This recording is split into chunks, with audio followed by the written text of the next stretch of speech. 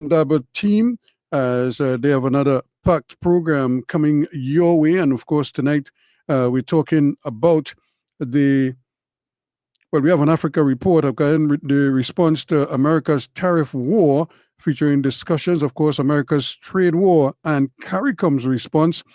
So without further ado, let's join the team as we cue Shabaka Kambon and Dr. Fergus, as well as Renee Francois. Let me say good evening to you, lady and gentlemen. Hey. Good evening, my brother Ruskin, and good evening to all the listeners on your station there. A warm welcome to everyone once again to another exciting program of Indaba, program of the Emancipation Support Committee of Trinidad and Tobago, the program where knowledge grows. Welcome to our listeners on Facebook who are taking in us live and also on YouTube. Welcome. Over to you, my brother.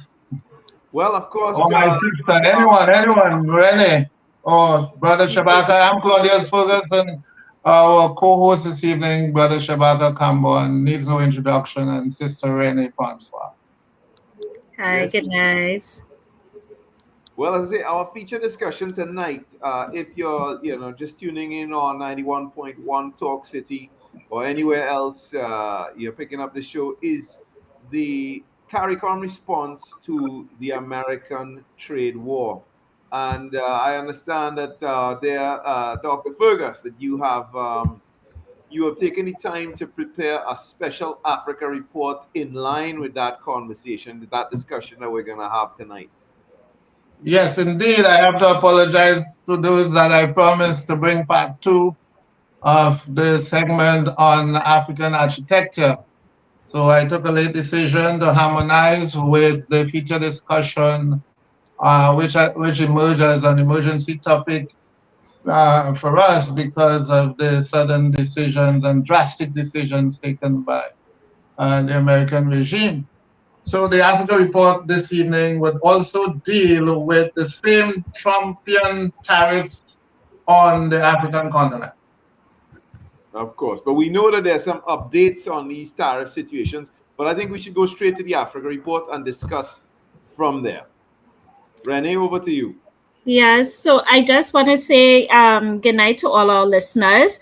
I know that amidst this very turmoil economic situation that is brewing, I still want to wish all those young students who will be sitting SEA tomorrow the best of luck.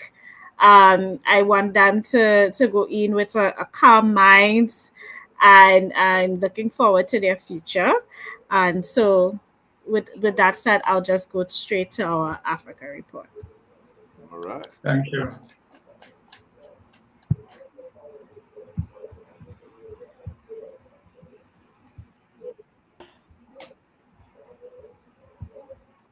All possible negotiations with China is off the table. If China goes ahead to impose its own threat of 34% by April 10, as they have promised, is it Nigeria or Zimbabwe that America will sit down with and be negotiating with? Or is it WTO that Uduwole referred to? Which WTO? The same WTO that the United States does not believe in. Yep. And they've suspended their payments to WTO. Most of the 56 member countries that make up the Commonwealth do not have the nerve or the confidence to stand up to the United States. That was Dr. Ruben Abati of Nigeria's Arise TV. It is an ominous analysis, but appropriate to introduce this week's Africa report on Africa's responses to the global tariff war unleashed by United States President Donald Trump. Tariff wars are not new to global capitalism. At the dawn of the capitalist era, the British called it mercantilism and the French called it the exclusive. These were the two leaders of economic protectionism from mid-17th to mid-19th century. Just as in this classic mercantilist era, Trump sees his tariffs as measures to close the trade deficits between the U.S. and its trading partners. Thus, he uses the term reciprocal tariffs, not punitive tariffs, which they are. Although Trump's tariff war is mainly a cover to curb China's economic ascendancy or cripple it completely, the scope of the tariffs is unprecedented in that no country is immune to it, directly or indirectly. As of last week, Trump had imposed punitive tariffs on 20 African countries, including many that enjoyed the benefits of AGOA for the past 25 years.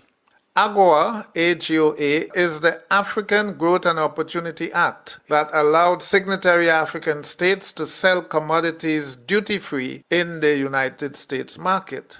America also enjoys spectacular benefits under the act.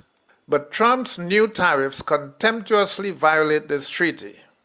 He imposed tariffs of 10% on 9 countries, which kicked in on the 5th of April, and 30% and more on other countries, which kick in today, the 9th of April, and some tomorrow, the 10th of April. Some African countries face tariffs of 30%, South Africa 31%, but also South Africa faces a special 25% on all South African-made vehicles entering the United States market. Other countries face much higher tariffs, such as Madagascar with 47% and Lesotho with 50%, which is guaranteed to send the economy into a tailspin. South Africa is America's largest bilateral trading partner after China. South African cars alone are worth over $2 billion annually in the U.S. market. South Africa had been imposing 60% taxes on U.S. imports into the country, which motivated Trump to condemn South Africa to the list of worst offenders. The other side to this, however, is that South Africa had it coming from U.S. imperialist avengers, since it refused to ally with the U.S. against Russia in the Ukraine war, a policy compounded by South Africa's successful prosecution of Israel in the International Criminal Court, the ICC. 1 week ago, South Africa's Trade Minister, Pax Tau, said it would be counterproductive to impose reciprocal tariffs on the United States. Instead, South Africa has resorted to high-level diplomacy. Last week, President Cyril Ramaphosa sent senior diplomats to Washington to renegotiate bilateral agreements and to clarify misconceptions that have soured their relationship. Even before Trump's second coming, Nigeria had imposed import bans on 25 American products, including beef, pork, poultry, fruit juices, and pharmaceuticals.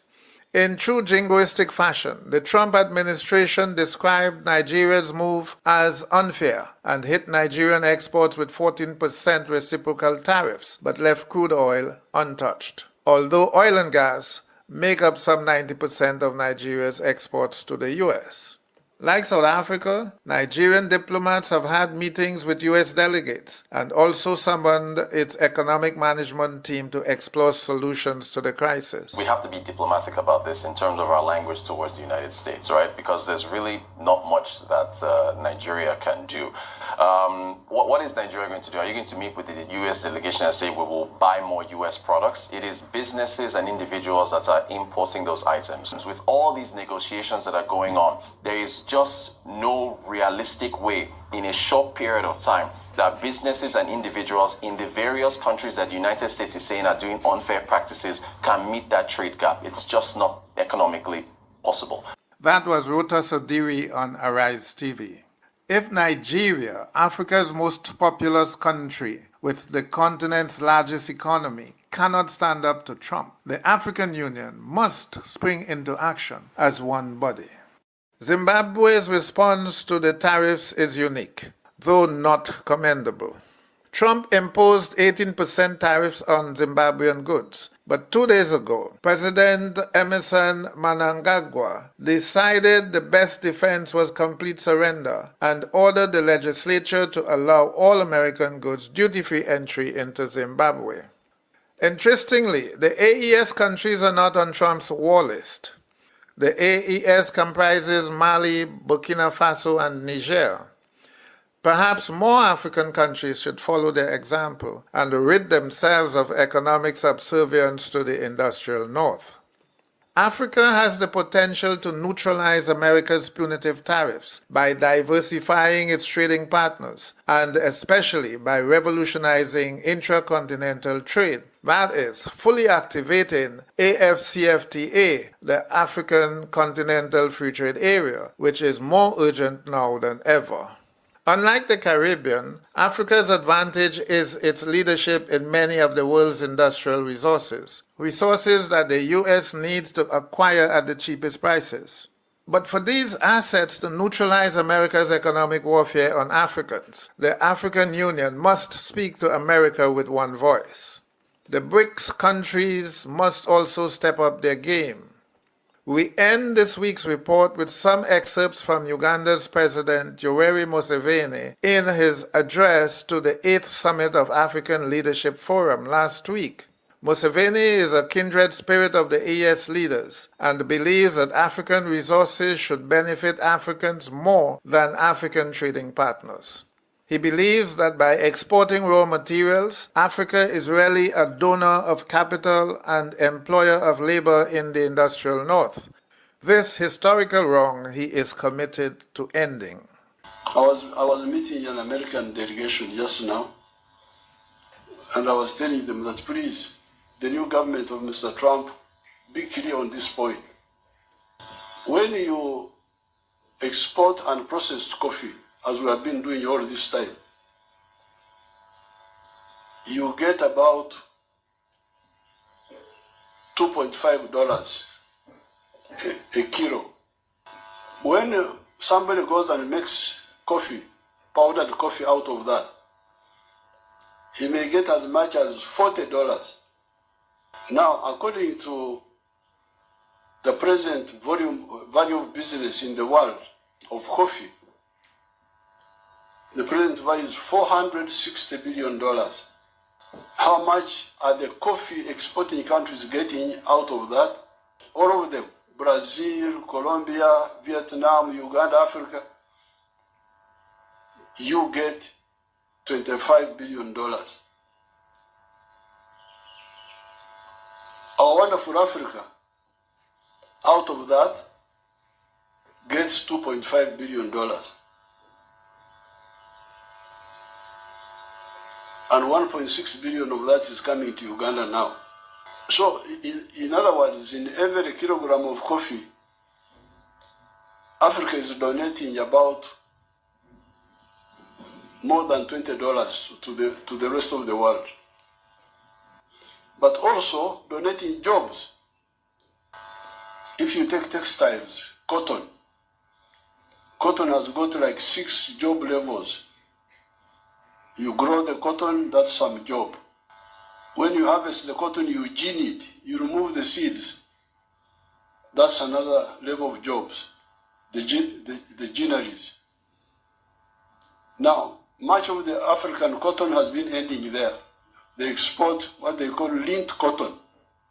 Then somebody else goes and does the spinning. Spinning is another level of jobs. Then the weaving. That's another level of jobs. Then the printing of colors, that's another level of jobs. Then the tailoring now to make garments, that's another level of jobs. Of course, there are other values in cotton which Africans were not bothered with. Gunpowder is from cotton. That's why the Chinese were taking a lot of cotton. Because part of the cotton is what you use to make nitrocellulose, which makes the gunpowder. We have got very good iron ore here. The best in the world, high grade, 70% pure. So some people wanted us to export iron ore, obutare, we call it in our language, to India as iron ore. I said over my dead body, I have banned all the export of unprocessed minerals from here. Let them stay in the ground. When the grandchildren come, they will get them out. One takeaway from Museveni's speech is that tariffs are an extra layer of imperialist exploitation of their former colonies, still dependent on the export of their primary raw materials. And as a postscript, one of Africa's major exports to the industrial north is culture, particularly its music and dance. Yet these products contribute nothing to African economies. Is Africa willing to monetize this emotional asset?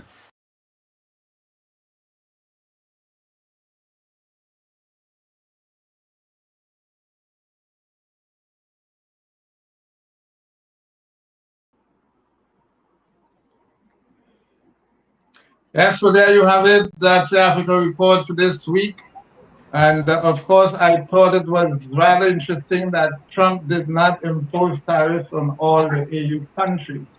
My feeling is that this is a tactical move in order to deter unified action by the African Union.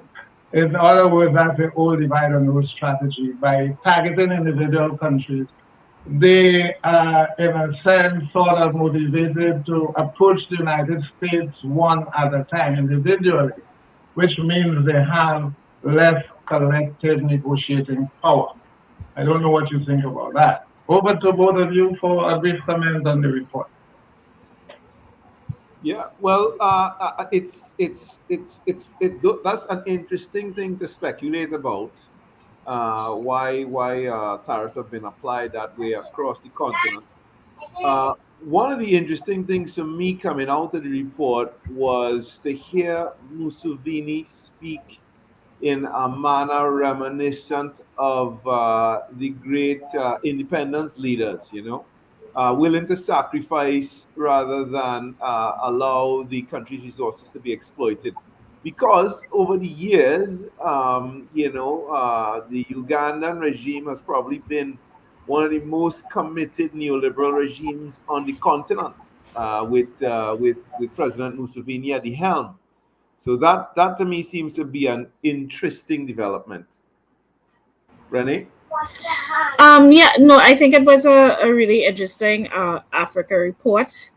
I am most interested to see what role BRICS can play once, assuming that Trump will continue along the path he has already sort of laid out.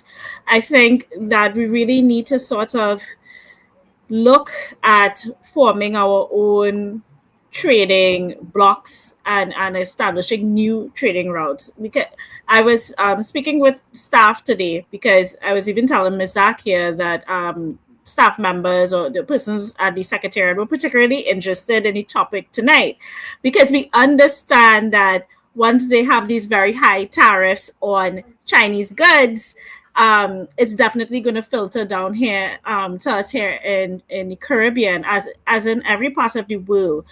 But also part of the conversation is that we are now existing in a world where the president of one country has so much control over the rest of us here in the world, and the rest of us here in the world don't have any say about who's going to be the president of that country. We don't have any say about who will be the next US president. And so what is critical coming out of this, whether Trump reverses his tariffs, because one of the latest things that I did see was that he was holding back on when these tariffs would be implemented. A lot of them were supposed to go into in effect today, but he held back on that. But while he held back on that, he raised the tariffs on China to 125%. That we really have to reflect that America should not have so much control over the global economics. The one country shouldn't have that kind of hegemony. That what is happening now is whatever this president's whims and fancies are. We are all subjected to it, and the reality is that the average person is going to feel it. I think it also calls for us to revisit our culture of consumerism. Yeah, we don't need to purchase a lot of products from America or even outside of the Caribbean region. So this idea that we have developed this very American taste towards not just foods, but also fast fashion and that kind of thing, it really calls for us, regardless if those tariffs are reversed, for us to sit back and realize how vulnerable we have made ourselves and what we need to do to show up ourselves more so that if another unqualified person steps into the Oval Office, that we don't have to be that worried about it. Yeah. So I'm definitely looking forward to the discussion that we're about to have on America's trade war. I think, Renee, and just to restate that point that you made to the listeners there, I think a lot of people across the world would be, particularly in the Caribbean region, would be surprised at the degree of power that the United States has over the economic fortunes of our countries. I mean, there are a number of things that I'm sure are going to come up in the discussion that we'll speak to that. So let's use this opportunity to invite our guests to join us. So before we invite our guests, I would just like to very briefly play the speech made by Prime Minister, Her Excellency Mia Mottley, and as soon as that's done, I'll bring in our guests for tonight's show. Thank you, Dr. Fergus, for the Africa Report. You're welcome, my brother.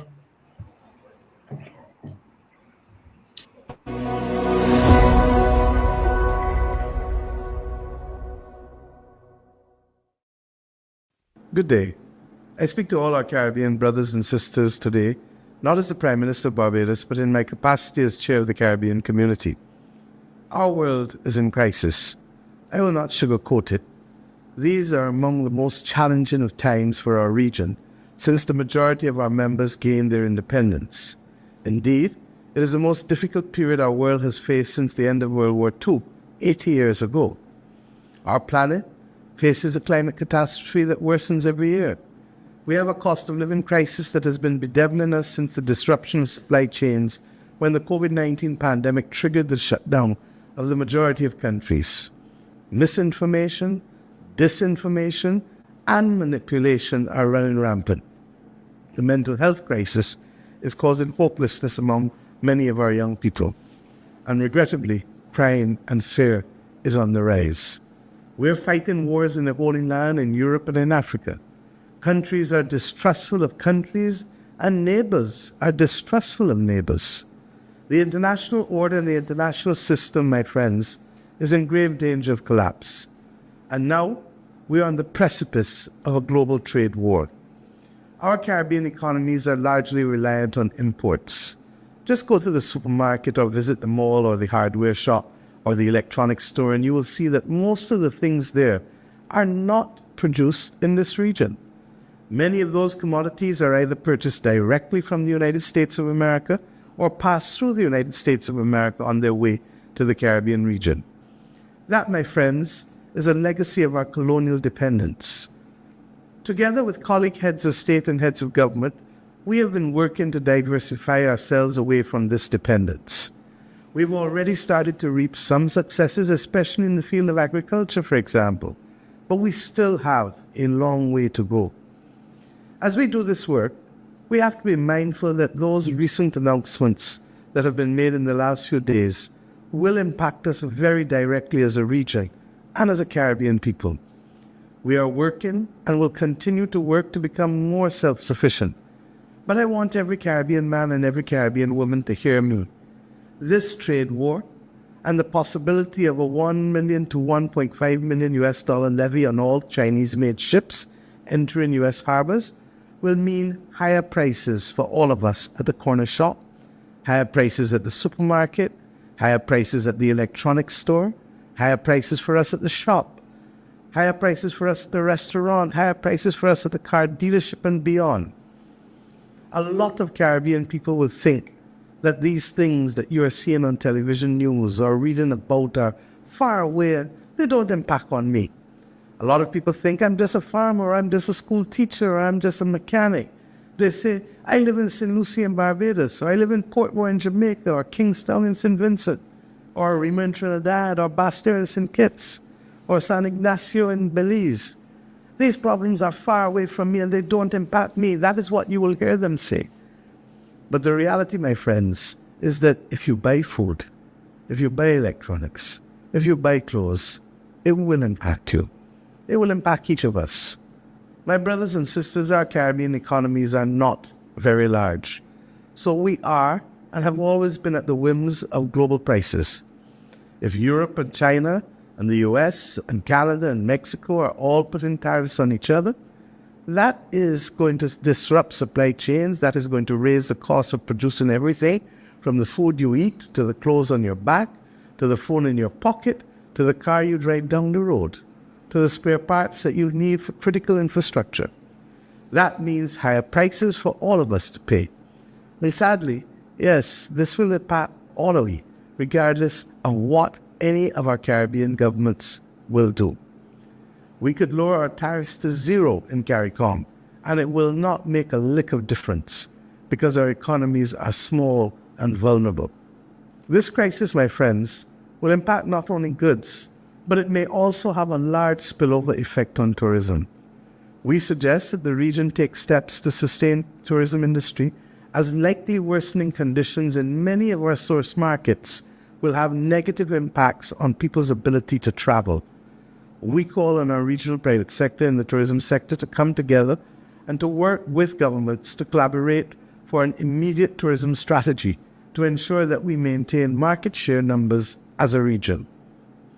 My friends, I pray that I am wrong, and I'm praying that cooler heads prevail across the world and leaders come together in a new sense of cooperation to look after the poor and the vulnerable people of this world, and to leave space for the middle classes to chart their lives, to allow businesses to be able to get on with what they do and to trade. But truly, I do not have confidence that this will happen. So what must we do? First, we must re-engage urgently, directly, and at the highest possible level with our friends in the United States of America. There is an obvious truth which has to be confronted by both sides.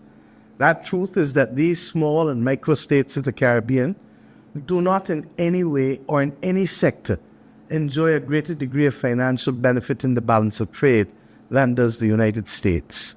In fact, it is because of our small size, our great vulnerability, our limited manufacturing capacity, our inability to distort trade in any way, that successive United States administrations, including and most recently the Reagan administration in the early 1980s, went to great lengths to assist us in promoting our abilities to sell in the United States under the Caribbean Basin Initiative.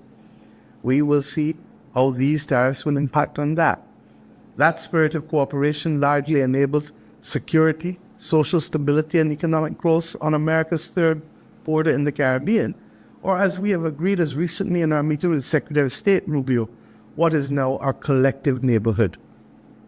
Secondly, we must not fight among each other for political gain, because, my dear brothers and sisters, as the old adage goes, united we stand, and divided we fall. Thirdly, we must redouble our efforts to invest in Caribbean agricultural production and light manufacturing. The 25 by 2025 initiative, ably led by President Ali, seems too modest a target now, given all that we are confronting. We must grow our own and produce our own as much as possible. We can all make the decision to buy healthy foods at the market instead of processed foods at the supermarket. Fourthly, we must build our ties with Africa, Central and Latin America, and renew those ties with some of our older partners around the world, in the United Kingdom and Europe, in Canada. We must not rely solely on one or two markets. We need to be able to sell our Caribbean goods to a wider, more stable global market. My brothers and sisters, in every global political and economic crisis, there is always an opportunity. If we come together, put any divisions aside, support our small businesses and small producers, we will come out of this stronger. To our hoteliers, our supermarkets, and our people, my message is the same. Buy local and buy regional. I repeat, buy local and buy regional. The products are better, fresher, and more competitive in many instances. If we work together and strengthen our own, we can ride through this crisis. We may have to confront issues of logistics and movement of goods, but we can do that too.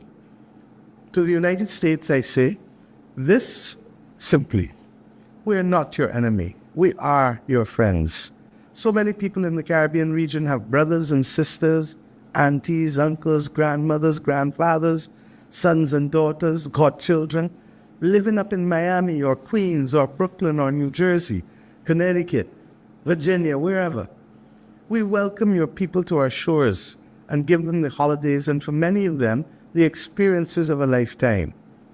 I say simply to President Trump, our economies are not doing your economy any harm in any way. They are too small to have any negative or distorting impact on your country. So I ask you to consider your decades-long friendship between your country and ours, and look to the Caribbean, recognizing that the family ties, yes, are strong.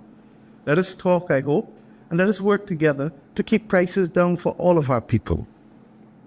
My brothers and sisters, there's trouble in our Caribbean waters, but the responsibility each and every day for much of what we do and much of what we grow must be ours. If we take care of each other, if we support each other, if we uplift each other, and if we tap into the strength and innovation of our common Caribbean spirit, we will see this through. Our forefathers faced tribulations far worse than we will ever do. And yes, they came through it. My friends, my brothers and sisters, we can make it. We shall make it. God bless our Caribbean civilization. Thank you.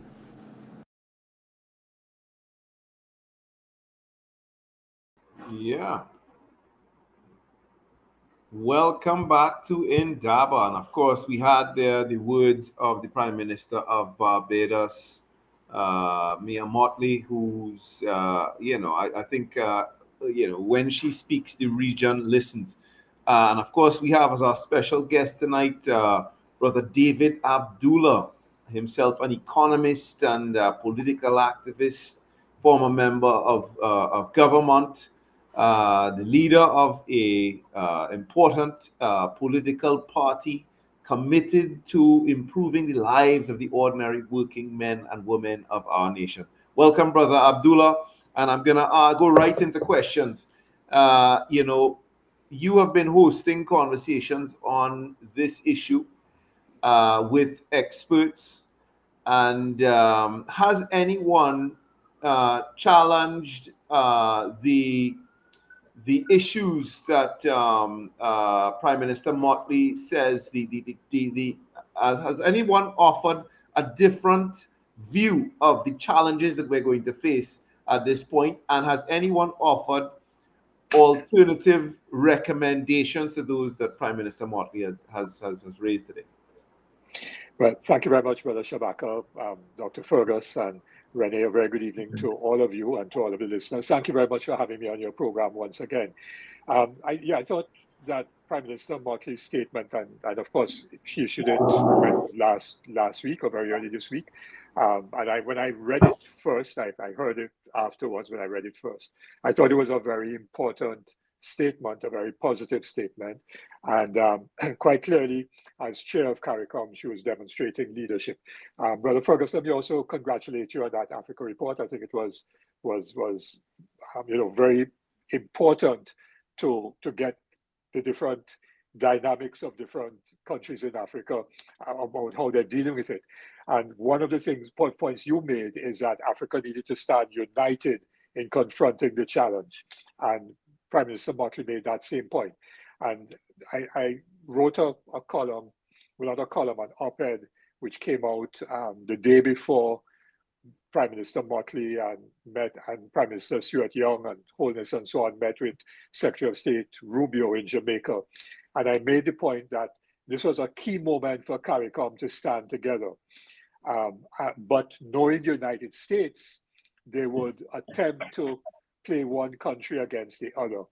Now, I heard on the 7 o'clock news this evening Prime Minister Young saying that there is an upcoming CARICOM heads of government meeting. I hope that the news report had it accurate. And if that is so, it means that CARICOM could hopefully take a united position on this question of tariffs, and it's not just tariffs, it really is the US under Trump's agenda, which is a manifestation of a more aggressive colonial and imperial agenda by the United States than we have seen for quite a number of decades. So we need to situate that agenda very clearly as a colonial and imperial agenda to garner more resources, market access and resources, raw materials that they require, and to deal with what they perceive as a challenge to US hegemony coming from China in particular, but also from the European Union. And thirdly, to raise money in the United States, because a tariff is not a tax on us. A tariff is a tax on American consumers, because it's when the product lands in the United States that the tax, which is it's like what we call import duties. Yes, customs and import duties. That is what a tariff effectively is. And therefore, the American consumers will pay more.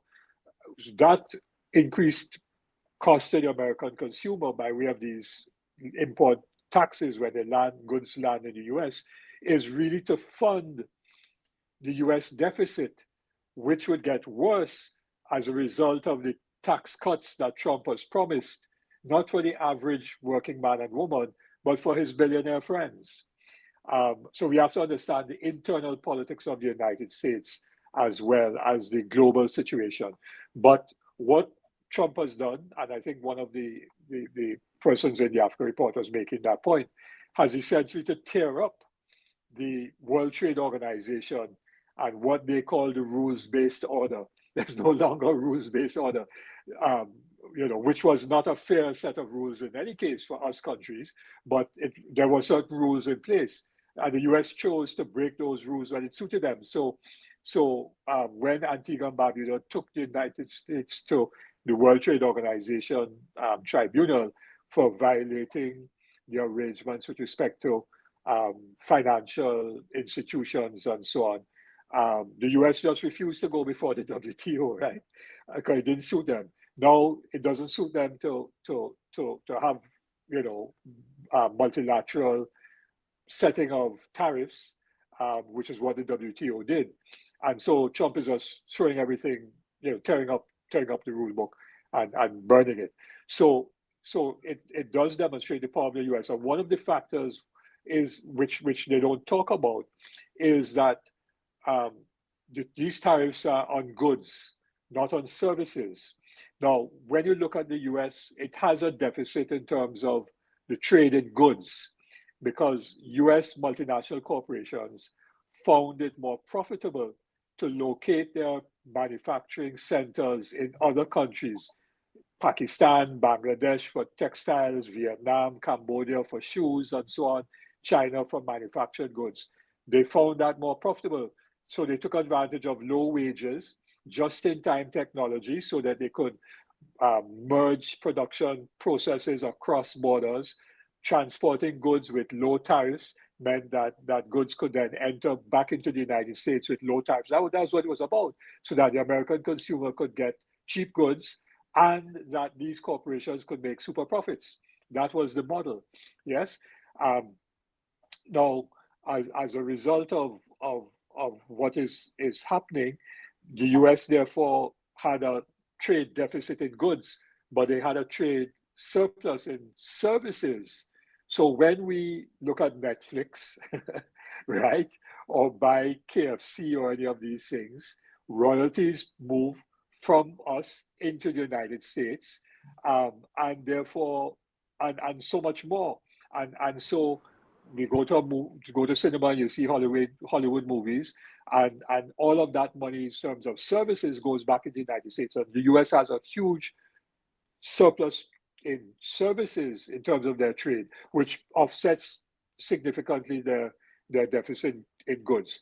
But the US can afford to have a deficit because the US dollar is the world's reserve currency. And therefore, US dollars flow back into the United States so that countries and firms buy US bonds. Our Heritage and Stabilization Fund, which we earn in US dollars because we sell oil and gas and so on. So we earn US dollars, but it's not invested in Trinidad and Tobago. It is primarily invested in the US stock exchange. So we would have lost money when the stock exchange crashed a few days ago and up to today, or in US bonds and things like that. And so we then transfer US dollars back into the United States so that it rebalances their deficit in goods. Now, what is going to happen is, and already has begun to happen, is that countries and companies are beginning to move some of their assets out of the US financial markets back into Europe, back into China, and so on. So what Trump is doing is playing a very dangerous game, and we really don't know where it's going to end. And let me stop there because I've said a lot. Yeah, let me ask because you've raised a very interesting question. You know, over the last couple of decades, it has been quite apparent that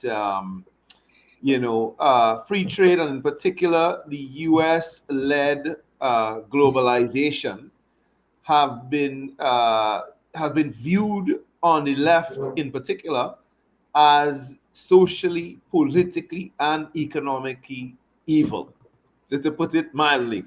Now I see a number of commentators, on the left, sort of bemoaning the end of this particular order, this particular economic, international political economy, the structure of the international political economy as it stands.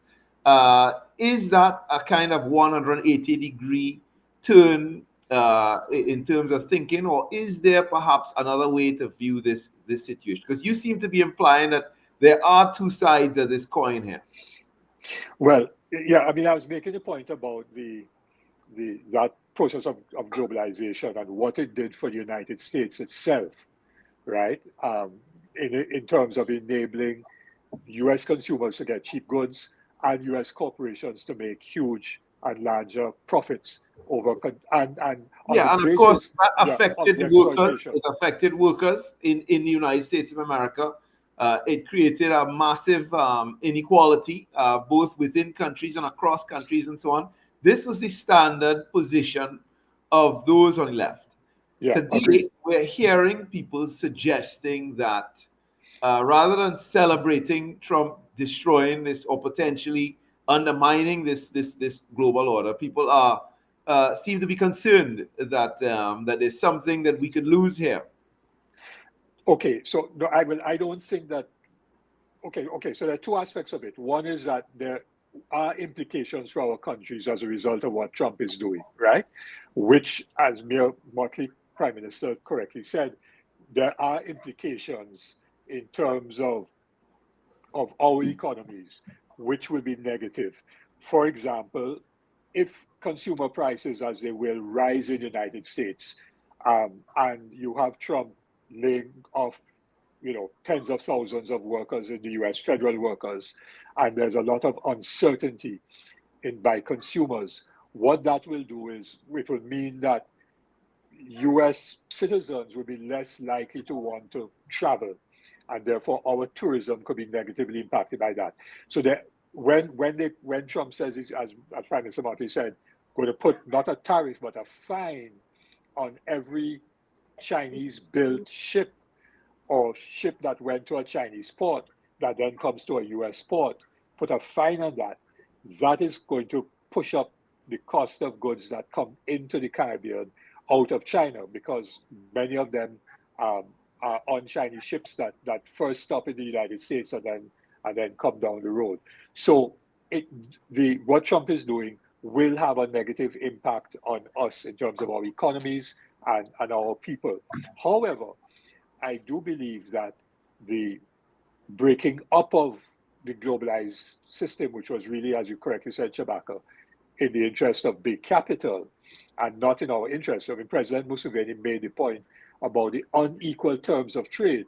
Now, what he was describing there, and you're right, is what we used to hear from Michael Manley and the others in the 70s when they were calling for a new international economic order, because the terms of trade were so unfair that those of us who produce primary products, whether it is agricultural products or oil and natural gas, don't get the full value of our commodities. It goes back to, we were producing sugar, raw sugar, and then we import and we produce cocoa, and then we import the chocolates, right?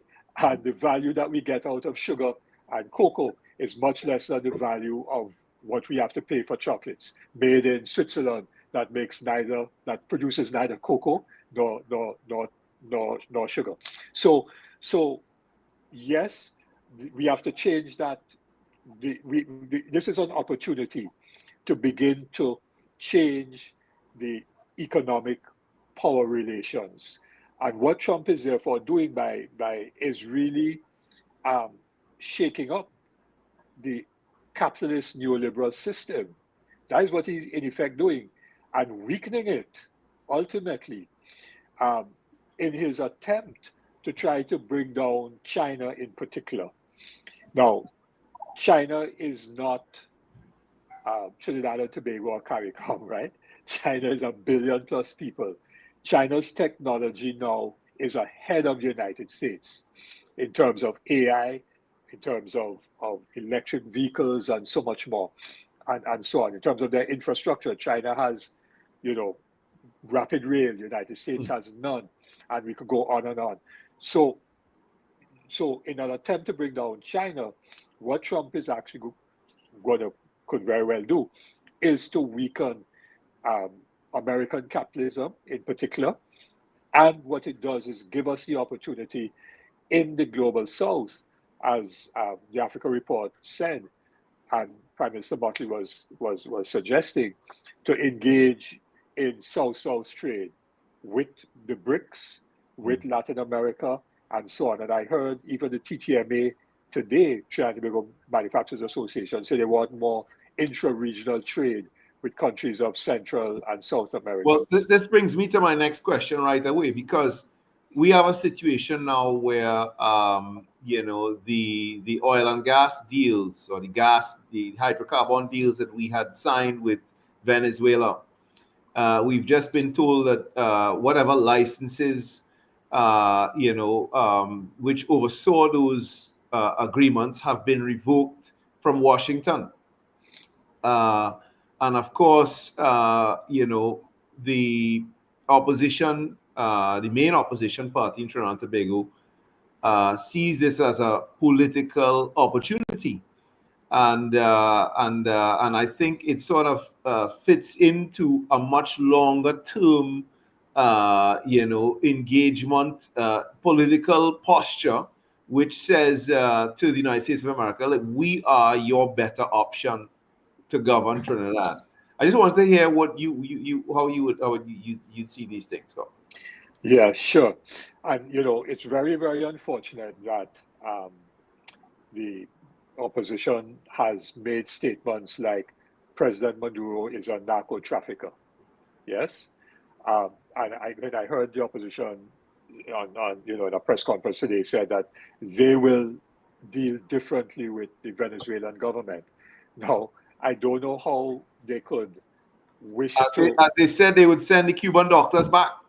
Yeah, exactly. So they figured they could deal differently with the Trump administration, but even assuming, but not admitting that they could, that the UNC could get the administration in Washington to reverse its position on the OFAC licenses, they will then have to have an agreement with Venezuela.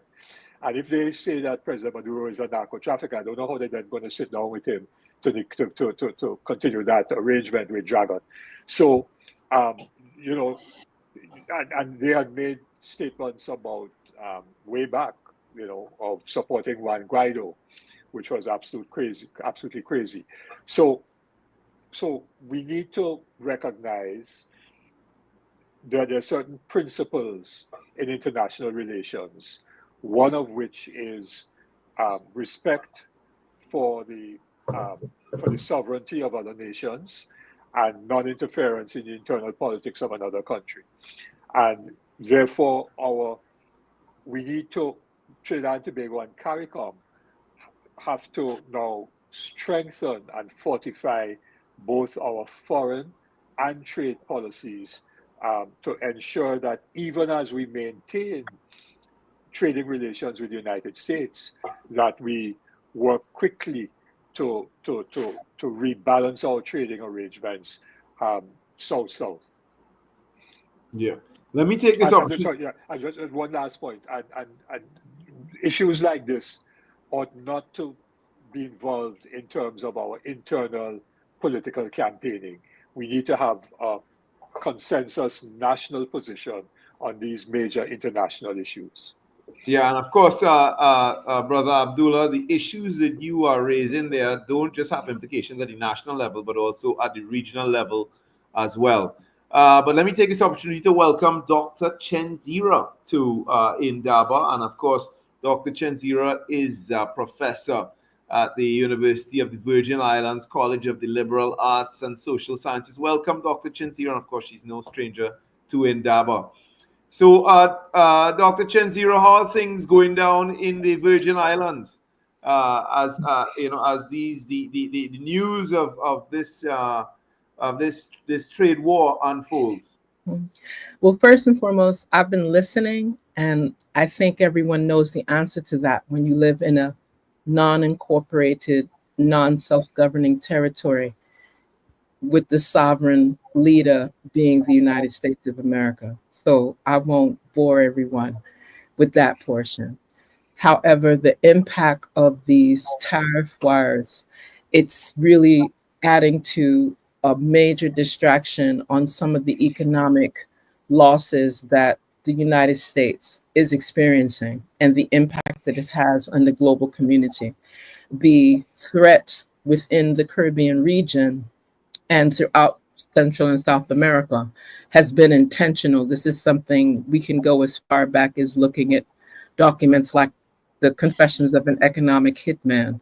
Perkins has set a standard of showing what some of the agencies, irrespective of whether it's Democratic or Republican or whatever, in the US in terms of that overlord, paternalistic disregard for the sovereignty of other nations, as Brother Abdullah so eloquently identified.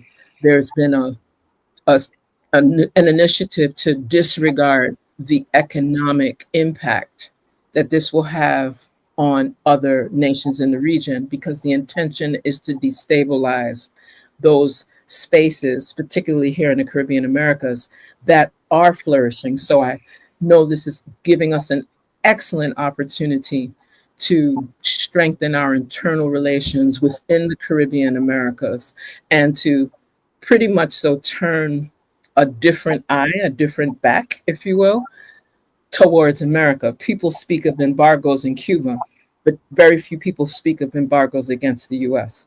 And I'm just saying this from a place of what's happening in the country and all of the territories. Right? Persons are saying hands off. Persons are shutting down spaces. So, yeah. So Dr. Chen, you're looking at the reasons for the tariffs from the point of view of a kind of imperialist objectives, as which are among the things that Brother Abdullah identified. One of the top economists in the world today, Jeffrey Sachs, he has a slightly different take. He suggests that the whole issue really comes from the fact that the trade deficit, the large budget deficits in the United States of America, really come from the tax cuts to the rich in that country, combined with the trillions of dollars that are wasted on what he calls useless wars. I want to also invite Dr. Fergus to join us in this conversation here as we go forward. What? Thank you, my brother. I want to welcome Dr. Chen. I want to revisit the Prime Minister Motley's speech. I must confess I'm a bit equivocal about it. I think the tariff countries excel in the analysis of the impact and implications of the tariffs, but they don't really give us much hope in new practical directions. So although there were policy decisions, policy directions mentioned, but I think that it needed to have more gravitas to give people a sense of confidence. I did not get that. We tend to brush over some basics that CARICOM has avoided over the years. For example, freedom of movement, regional shipping, and all these things, which could have facilitated economic stability and sustainability within the Caribbean region. We have not done that. What I want you to address, both of either of you, is the implication of dependence on tourism or the hospitality industry, and in terms of greater economic independence as such. Now, the hotel industry, the hospitality industry, to me, deepens importation dependency. It does not really foster well with economic dependence and internal reliability. The food that is sold at hotels, generally, these hotels have very little local content.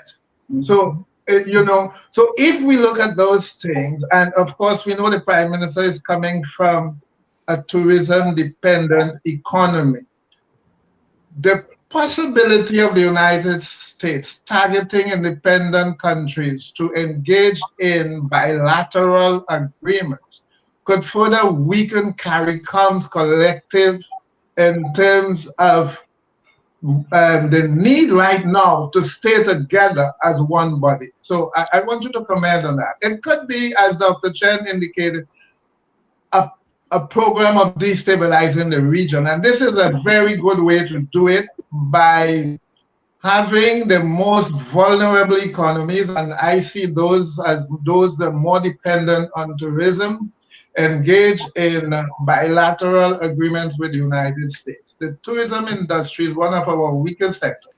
It might bring in a lot of income, but it's one of our weakest sectors when it comes to reforming the colonial inherited economies that we have, what I best call the plantation model of economic, well, can't even call it development, economic survival. Well, I just wanted to just share again a more contemporary perspective that's been shared by one of my colleagues at the University of the Virgin Islands, Dr. Mark Wenner, and a well-trained economist, has worked within various international organizations to show something very specific. Like when you have an erosion of the rule of law in the United States, it just creates a whole other layer of acceleration that is designed to dismantle the very economies, and it's going to start with the weakest ones. So, as you referenced, where tourism is a sector that's pretty much so the prime of what most in the Caribbean Americas are engaged in. The intention is to dismantle issues regarding to travel, visas, the frequency in which persons are engaged in some civilian activities. Then the next layer, dismantling federal employees base. The next level, prosecute people without due process. Right. The next level, creating all of these political rivalries, some which are not even based on anything of substance and usually are addressed much easier than what is being pushed at this particular time. And then taking it to the next level, dismantling a person's ability to just survive and live. Like when you do things like that and then press that upon already strangled economies or challenged economies, as Dr. Wenner referenced it makes persons very anxious, very depressed, and it creates another series of trauma that goes even beyond the dismantling of the economy, so that you can have another layer of anarchy and then twist it and call it that we're looking out for the best interests of the economy of the US country. And it's not like that at all. I think that it's really critical persons to see that even with the Supreme, when you have the Supreme Court having to intervene all the time on processes that are supposed to be addressed on the executive and legislative branches of government, that shows you that the entire ethos of quote unquote American democracy is beyond dismantling. So it is a very imperialistic, fascist, racist, and we can go on and on and on in terms of terms, processes to dismantle what is happening in this region amongst people of indigenous, original African ancestry. I want to highlight that. That's the part that we sometimes overlook, that this is an intentional form of distractions to dismantle the economies or any economic driver that may support the upliftment of this region, of our people. So it's really critical that we work more together. Even as I've said to other persons, yes, there's limitations on persons carrying US passports, just like there's all of these threats with tariffs and so forth, but we really have to reorganize how we work amongst our own, like how we were able to survive, not just survive, but to thrive before, and to do it sustainably. Dr. Chen, I think you're articulating quite accurately the challenges that are on the horizon for us. But I'm not so sure about the idea that this is about us. I think I think the overwhelming consensus is that this is about the United States of America and the challenges they have. And again, as Dr. Jeffrey Sachs, as I pointed out, he feels that the cutting of all the taxes on the rich has impoverished their treasury. Along with the trillions of dollars in this continuous ongoing wars that the United States is involved in, and these have created certain challenges locally for them. And this is how perhaps the government is responding. But let me bring in Dr. Abdullah on this question. Well, no, doctor. Sorry, brother David. Yeah. All right. Thanks a lot. So let me respond both to what you have raised just now and also to what Dr. Fergus raised. First of all, Dr. Fergus, I agree that, and I think that is why Prime Minister Motley said some of the things she said, because what she was appealing to Caribbean citizens to try to have Caribbean citizens aware and involved, to put some pressure on Caribbean leaders to make sure Caribbean leaders don't go off and engage in bilateral discussions. Because if you remember in Trump 1.0, there was a meeting at his resort in Florida, Mar-a-Lago, whatever it's called, where he had the prime ministers of Bahamas, Jamaica, St. Lucia at the time, I try to remember who else was there, and Haiti. And out of that came support for the Lima group because they were mobilizing, in the OAS against Venezuela. So the meetings that Marco Rubio had, the countries he went to, Jamaica, Guyana, Suriname. Suriname and Guyana, obviously, with respect to the borders with Venezuela. Jamaica, because Jamaica has historically always tended to look north, with the exception of key moments under the leadership of the PNP. But under the GLP, Jamaica has tended to look north rather than south in terms of the Caribbean. Bahamas, also, Bahamas doesn't have their own currency, they use the US currency, and their economy is so tightly integrated into Florida and the US, and of course the situation in Haiti. So we have to be aware that the US strategy will be to divide CARICOM. As relatively small as we are, even collectively, CARICOM and the Caribbean region is still a centrally strategic important zone for the United States. So we have to try to ensure that our Caribbean leaders are united in terms of confronting this agenda. But I also agree, Dr. Fergus, that it is a moment where CARICOM has to get its act together. The CSME was first put forward and agreed to in 1991 in the time for action report that was prepared by and chaired under the Eminent Persons Group of Sir Sridhar Ramphal.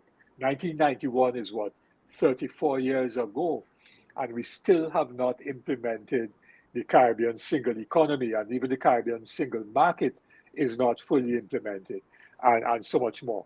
That is 30 years, that's 2 generations. So we've been wasting time, and so I agree with you on that. Coming back to Brother Shabaka's point, it is clear that China has been able to rise in the way that it has, because China has fought no wars. And therefore, unlike the US, which has spent hundreds of billions of dollars either fighting wars or supporting other people's wars or arming Israel and so on, and other countries, China has been able to invest that internally in terms of science, technology, and so on, their infrastructure, their manufacturing capability, moving people out of poverty so that they've eliminated people in extreme poverty in a period of 20, 25 years when tens of millions of people were, or even more, were in that situation, and engaged in investments with the Belt and Road Initiative, which are significant. So China has positioned itself now as a major challenger to the United States in terms of economic and scientific and technological power and influence in the region. And so the US has to, well, in its imperial agenda position, feels that they cannot coexist with China. They have to try to destroy China. And they're not going to be able to do that. And so we are in for a rough global period of instability. Now, Dr. ChenziRa has raised a very interesting question. She used the word fascism, she used the word racism, and we can add to that sexism and perhaps a number of other isms. We in the Caribbean, we exist in a space that is heavily influenced by cultural developments in the United States and across, the so-called West in general. How the developments taking place, and of course, I know this is not, the main topic for discussion tonight, but how do these developments that are the social and cultural components of what we're seeing in the economic sphere, how are those developments, you think, because I can't waste this opportunity to have both you, Brother Abdullah here, and Dr. ChenziRa, but how are those developments going to impact us coming forward? And of course, the overarching term that many are using these days to describe all of them is fascism. I don't know if you want to stick to that term or not. You could contest. And of course, Dr. Fergus, please chime in on this. See, whether we call it a police state, a military state, people taking over people's rights, whatever, fascism is probably the one phrase term that culminates the chaos. This is like dysfunctionalism in its highest sense, what's manifesting. And I'm saying this from a space, I live in these different spaces. And that's probably the other reason why the thrust has always been to Caribbeanize where we are, even though the Virgin Islands is geographically in the center between Florida and going into the northern portions of South America. Even though more than 80% of our population in the Virgin Islands are from CARICOM nations or ties therein, there's still this dependency on an Americanism that is supposed to be democratic, which it's no longer that. And so that's why I was speaking of using those very clear terms. When you have ICE that just rolls up the persons, whether they're at the beach or they are at a shopping mall, and just detaining people indiscriminately. See, most of that doesn't even make the news because, we're a small community here. We're like 84 square miles, 32 square miles, 20 square miles of island in the middle of a space that is controlled by this colonial imperialist realm of engagement. So when I'm saying what I'm saying it from a space of, yes, the Blue Passport used to make things a little easier, but it's not easy no more. And they're making persons feel under threat of death or separation from family, or separation from their workplace, or losing their licenses for businesses that they've had for decades. I think it's really, that's why I use those terms intentionally, because that's the other part of what is happening to erode the very economies that facilitated our ability to trade and engage within the Caribbean Americas and these Caribbean spaces. Yeah, and I think those of us here are witnessing, are paying attention to these developments when it comes to the system of education, the content, the banning of books, the entire, I would say, toxic conversation around race, with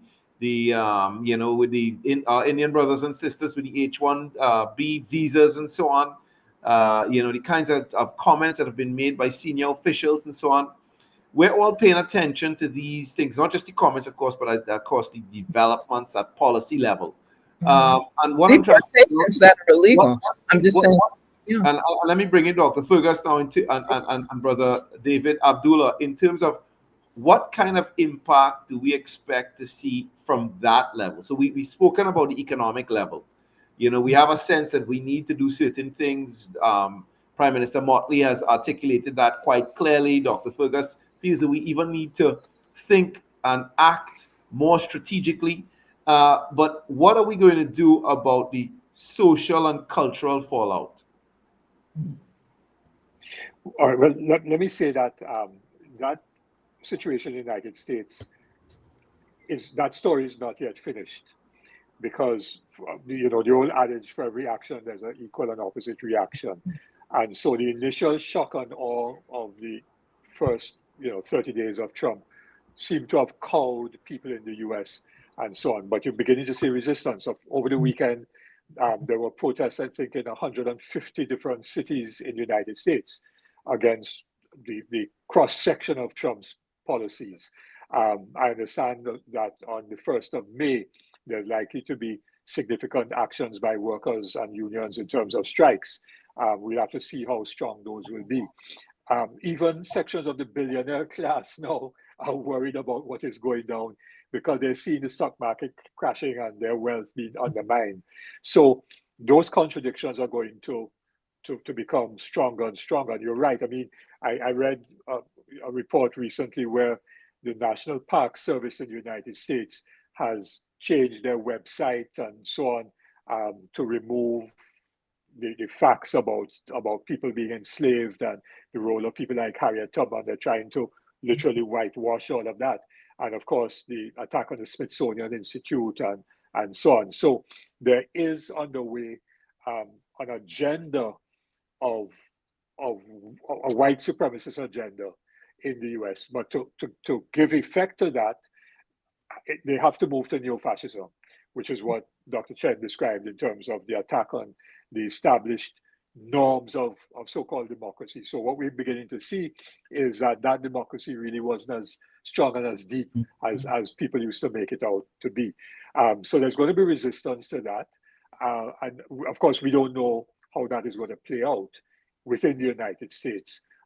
But clearly what is happening, and there's an exodus of people out of the US. I just read a report today that scientists, American scientists, are leaving because the defunding of major Ivy League universities with research grants and so on is causing some of the top, researchers and scientists to go and look for jobs in Europe and elsewhere. So there's also going to be a gutting out of US innovation and all of that. So while they're trying to make America great again, in fact, they're undermining and weakening the human capacity in the United States to take on the challenges of technology. So that story is unfolding, and we're going to have to wait and see where that goes. But I think the bottom line is that the United States is going to become more and more isolated in the world, and leaders ought not to do what the Zimbabwean leader did of saying, okay, we're going to reduce all of our tariffs on the US imports down to zero. That's not the way to go. It is for countries of the global south to stand united and strong and tell the bully, stop bullying us. We're not taking that. Yeah, so Shabaka, I think the genie's out of the bottle. I don't think that once the domino has started to fall, I think it would be difficult to rule it back, no matter what they do now. I think that sort of revolution which they have unleashed, it's going to continue. It has started, it's going to continue. There are certain situations that lead to the unfolding of other situations. And I think many times it's not intended. And I don't think Trump would have intended some of the things that are happening, but nonetheless, I believe they're going to happen. Now, with respect to what a number of you have said already, I think I want to endorse that, particularly the fact that what we are seeing really is medicine, as one of my sources in the Africa report this evening said, medicine that killed the patient. I think America is beginning to see that, and the suspension of the tariffs is not for us. I think it's to create a breathing space for them to rethink what they are doing. I don't think it is for us, because 90 days cannot do us any good. It would be like delaying your execution. So I think it is really creating a space for them to rethink. Before I ask my question, I just want to also say that the confrontation with China is really beyond trade. I think it's veiled in some aspects, but it's also overt in others, that this is really about China's military and technological, what appears to be superiority in some instances to the United States. I think the undertones are there. This is war that they're really fighting. It's not a trade war. I think it is fighting something that amounts to some extent to a military war that doesn't involve actual firepower. But I think this is how they intend to curb China's military superiority over the United States. I think that is the real threat for them, not so much the Chinese trade. So what I want to ask is this: in respect of the CARICOM heads of government meeting, I believe, David, you said one is coming up. So what should we expect of the heads of government in respect of addressing what really is a crisis for us right now, whether there's a suspension or not? What do you think they ought to do at this moment in time in this meeting they are going to convene? So what should we expect as citizens of CARICOM that they should do? Yeah, thanks, Dr. Fergus. I mean, I think you pointed to the direction when you made some of your comments earlier. Now, what we don't want to see, first of all, is division. So we need for CARICOM to have a united position. Secondly, that the focus should not be on what Mayor Motley said, meeting, and Stuart Young and everybody else, meeting with the US government at various levels to say that we need to carve out some exceptions for the Caribbean region because we're small and vulnerable, et cetera, et cetera. I think the primary focus of CARICOM leaders should be, what do we have to do? In other words, I have always said that I am not vexed with a corporation for doing what they do, because it's their self-interest. I am more angry and upset about that we don't recognize what our self-interest is and pursue our self-interest vigorously. And so John Arrowo's friend and common of mine, mentor, always used to say, that we must not adopt the position of being victims. We have to be protagonists of our own interests. And I certainly think that, therefore, CARICOM leaders need to say, because the 25% reduction in food import bills was for 2025. Earlier this year, they said till 2030. So we didn't hit that target, right? So we have to say, these are the specific actions that we are going to take to ensure that our regional integration process is stronger and better able to confront the agenda of the North. Even as we engage, we can't stop engaging with the US. So that is the third thing on the list. First is maintaining our unity. Second is strengthening the Caribbean regional integration. Third is our foreign and trade policies should look to Global South, BRICS and elsewhere, and maybe even seek as CARICOM to become an associate member of BRICS. Yes, and fourth, then have a united negotiating position with the United States. Dr. Chen? I feel that you've already answered part of that question. And the unity amongst CARICOM heads of state is critical. They have to work towards moving with one voice, one heart, one flow. There needs to be a revisitation on any type of relationship that's had with the US. There are some that feel it should just be cut off, turn your back on them. I'm just saying that's some people's position in certain spheres because of the hostility and the warlike approach that's being done.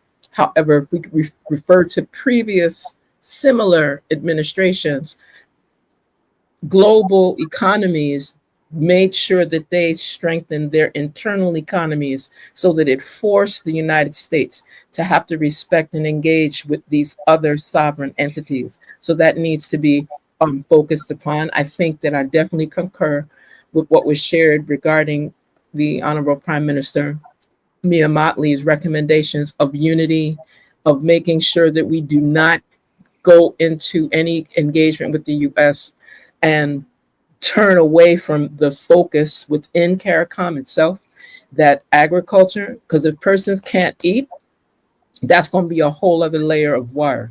So we need to really revisit not just land mass production type agriculture, but the sustainability internal to the Caribbean spaces to make sure that persons can at least feed themselves and be able to then think clearly beyond trauma.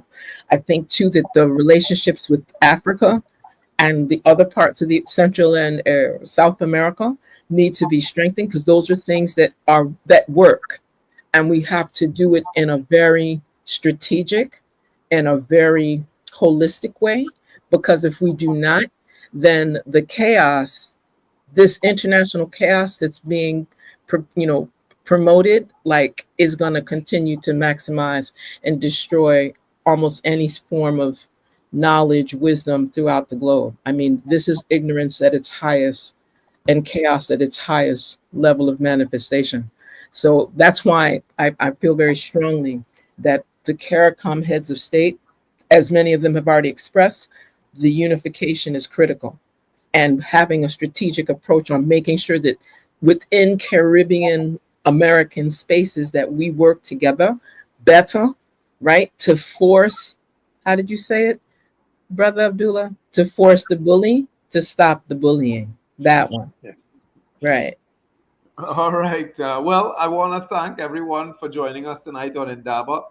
This certainly won't be the last word on this subject. I mean, we're looking at an international economic order which was US-led, US organized. Rules were set up really intending to benefit the United States of America and the other countries of the West.